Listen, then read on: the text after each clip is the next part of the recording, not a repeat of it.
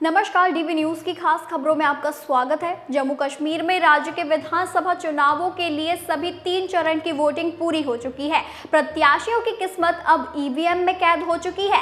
क्या राज्य में बीजेपी, नेशनल कॉन्फ्रेंस, कांग्रेस या कोई और पार्टी सरकार बनाएगी या फिर राज्य में कोई और फैसला होगा? इसका जवाब 8 अक्टूबर को मतगणना के बाद पता चलेगा। लोग जम्मू और कश्मीर विधानसभा चुनाव के नतीजों पर उत्सुकता से नजर रखे हुए हैं, क्योंकि केंद्र शासित प्रदेश की खुशहाली, शांति और सुरक्षा बहुत कुछ दांव पर लगी हुई है। हालांकि राज्य में खंडित जनादेश मिलने के हालात में सबकी नजर उन 5 मनोनीत विधायक पर होगी, जिसकी चाबी उपराज्यपाल के हाथों में होगी। जम्मू कश्मीर में हुए मतदान को लेकर अधिकांश एग्जिट पोल ने त्रिशंकु विधानसभा होने के संकेत दिए हैं। ऐसे में सरकार बनाने के लिए 48 के जादुई आंकड़ों तक पहुंचने की सबकी तमाम दल और गठबंधन प्रयास करेंगे। अब ऐसे में 5 विधायक जिसे उपराज्यपाल मनोनीत करेंगे, उनकी भूमिका बेहद अहम हो जाती है। इन विधायकों का मनोनयन सदन की पहली बैठक से पहले ही उपराज्यपाल को करना होगा। ये विधायक भी निर्वाचित विधायकों की तरह ही मतदान में हिस्सा ले सकते हैं। कांग्रेस पार्टी और नेशनल कॉन्फ्रेंस को एग्जिट पोल में सबसे बड़े गठबंधन के तौर पर जरूर दिखाया गया है। हालांकि जादुई आंकड़े तक ये गठबंधन पहुंच पाता है या नहीं, इसे लेकर एग्जिट पोल में मतभेद देखने को मिले हैं।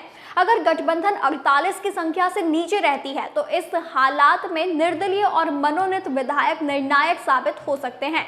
निर्दलीय उम्मीदवारों को लेकर ये चर्चा है कि वो बीजेपी के करीब है। ऐसे में कांग्रेस गठबंधन को ये चिंता हो रही है कि अगर उपराज्यपाल के द्वारा मनोनीत विधायक भी बीजेपी के करीबी हुए तो जम्मू कश्मीर विधानसभा में बड़ा खेल हो सकता है।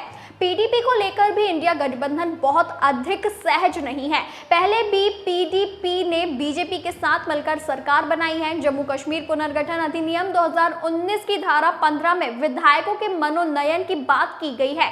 यह पुडुचेरी के तर्ज पर किया गया है। आपको बता दें कि पुडुचेरी में 3 विधायकों को मनोनीत करने का अधिकार उपराज्यपाल के पास है। पुडुचेरी में उपराज्यपाल किरण बेदी ने 2 विधायकों को बिना राज्य सरकार के परामर्श के मनोनीत किया था। बाद में राज्य की कांग्रेस सरकार ने उपराज्यपाल के फैसले को अदालत में चुनौती दी थी।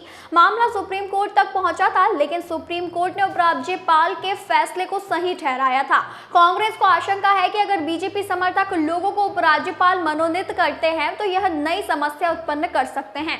कांग्रेस पार्टी के नेता एलजी की इस ताकत का विरोध कर रहे हैं।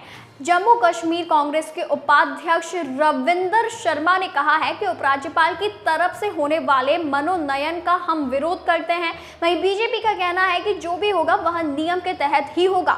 ऐसे में इस बात की संभावना बढ़ने लगी है कि जम्मू कश्मीर में इस मुद्दे पर कांग्रेस और बीजेपी में टकराव बढ़ सकते हैं।